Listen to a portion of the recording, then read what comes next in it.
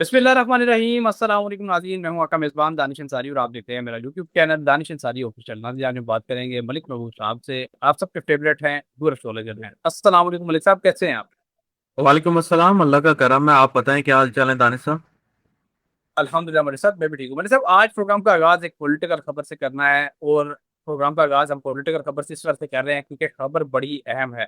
PTI के senior रहनुमा सलमान अकरम राजा ने ये इंकशाफ किया है कि जेल में इमरान खान साहब पर तशद्दुद किया गया है और इसकी वजह से उनकी एक आंख ज़ाया हो चुकी है। इससे पहले तक सर खबर सामने आ रही थी, खान साहब की आंख का इलाज चल रहा है और डिस्टर्ब है उनकी आंख। और उषा बीबी के हवाले से भी खबर सामने आ रही थी कि उनकी भी आंख का इशू चल रहा है। और अब सलमान अकरम राजा ने अचानक ये खबर ब्रेक की है और सबको हैरान और परेशान कर दिया। खासतौर पर पीटीआई के रहनुमा और कारकुनान बहुत परेशान है खबर की वजह से, कह रहे हैं खान साहब पे तशद्दुद हुआ है।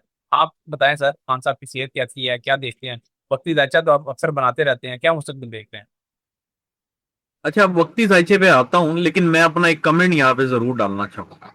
वो इसलिए कि अगर इनको ये खबर मिली है तो मेरा सवाल इनसे सबसे पहला ये है, आप लोग क्या कर रहे हैं फिर बाहर? या जो इनके जयाले हैं वो क्या कर रहे हैं बाहर? ये खबरें जो है ना, देखें, मैं इस पे ना बोलूंगा हाँ ये ऐसा है, ना बोलूंगा ना।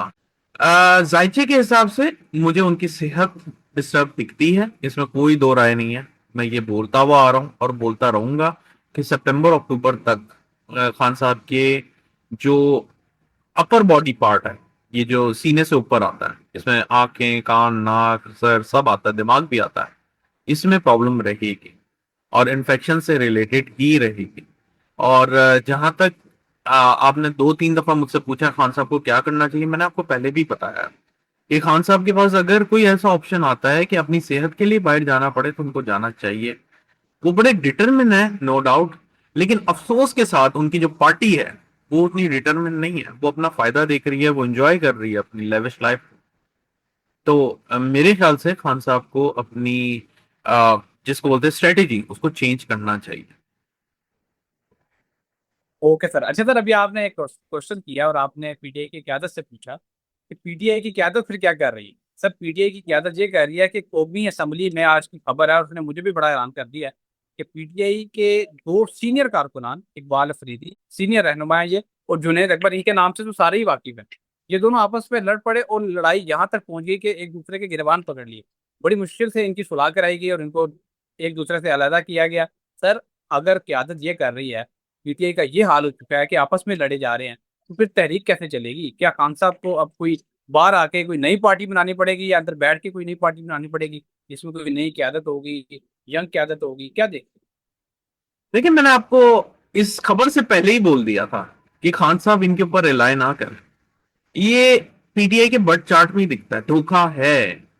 और इस पार्टी को सिर्फ और सिर्फ खान साहब चला सकते हैं, इसके अलावा कुछ भी नहीं। अगर ये क्यादत, मैं ये बोलूं कि जरा सख्त अल्फाज में, इंसान बन के चलती तो शायद खान साहब इस वक्त बाहर हो। दूसरी इंपॉर्टेंट बात, अगर ये आप जो बोल रहे हैं तहरीक चलानी है, तहरीक इनके बस की बात नहीं है। तहरीक अगर चलानी है तो खवातीन चलाएंगी तो ये कामयाब होगी, वरना ये वापस हैंकी पैंकी करके घर को लौटेंगे और फिर 2 साल के लिए गायब हो जाएंगे। तो मुझे ऐसा लगता है कि काफी हद तक चीजें चल पड़ती हैं, लेकिन कुछ लोग ऐसे हैं जो नहीं चाहते कि खान साहब बाहर आए। तो मैं आपको बहुत अरसे से बोलता आ रहा हूँ, हमने तो सिर्फ बंदूक सिर्फ एक ही बंदे पे रख दी थी, अली अमीन गंडापुर, लेकिन एक्चुअली अली अमीन गंडापुर के अलावा भी बहुत सारे लोग थे जिसकी वजह से ये अभी तक यही हालात है। अगर हम उनको सिर्फ कल्प्रिट मानते हैं तो फिर उसके बाद फिर इंप्रूवमेंट क्यों नहीं आई? और पीटीआई के जायचे में एक बात बहुत क्लियर है कि इस पार्टी को अगर कोई ऊपर बुलंदियों पे ले जा सकता है तो वो इमरान खान है।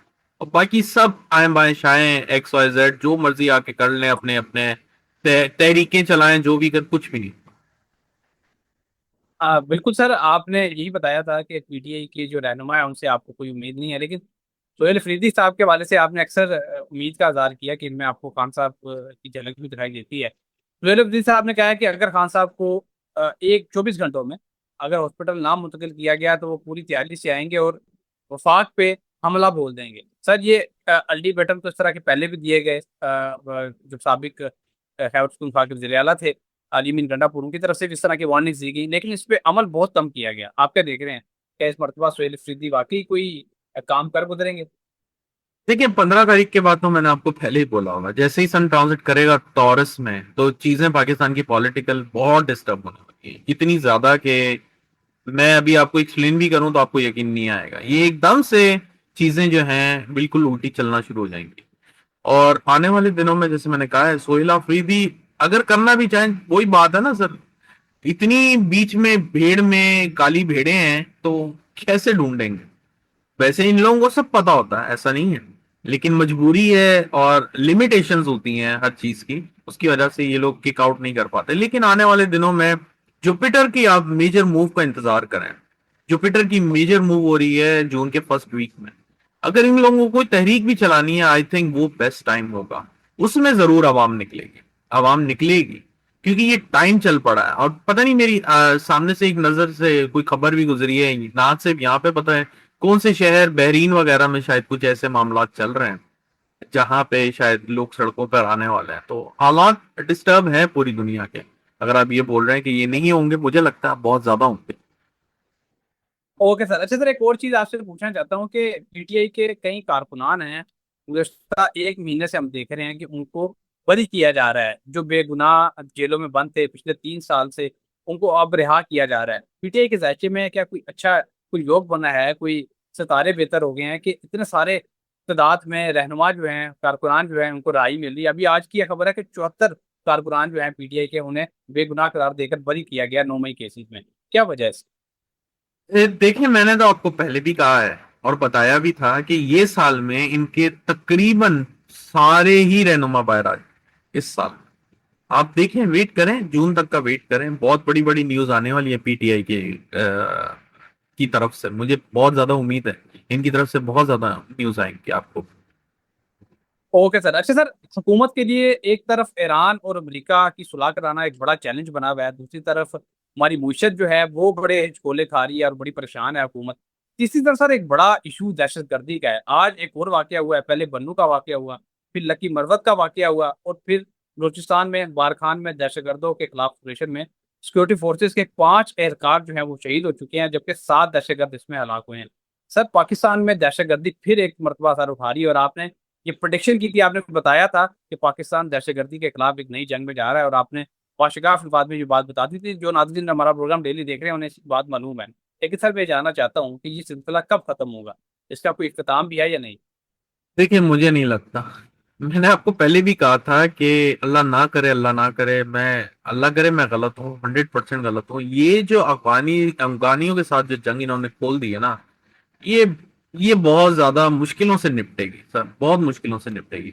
और मैं सुन भी रहा था कि तुर्की आया हुआ है बीच में सालसी का किरदार अदा करने में। कोई फायदा नहीं है, क्योंकि एक्चुअल में अगर आप प्लेनेटरी पोजीशन देखें आजकल, तो एक डेडलॉक बना हुआ है प्लैनेट्स में।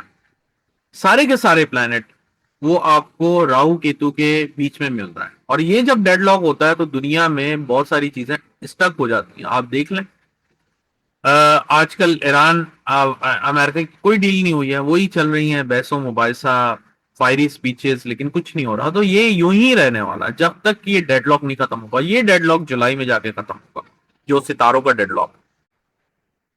ओके, बहुत शुक्रिया मलिक साहब, आपने अपने कीमती वक्त में से कुछ वक्त निकाला और इतनी ज़बरदस्त प्रोडिक्शंस और मालूमात हमारे साथ शेयर की। हमारे नाज़रीन का शुक्रिया। फीडबैक देते हैं, कमेंट्स करते हैं। इंशाल्लाह नेक्स्ट प्रोग्राम में ऐसी ही दिलचस्प टॉपिक पर दोबारा पेश होंगे। अगली वीडियो तक के लिए मुझे और मलिक महबूब साहब को इजाज़त दीजिए। अल्लाह।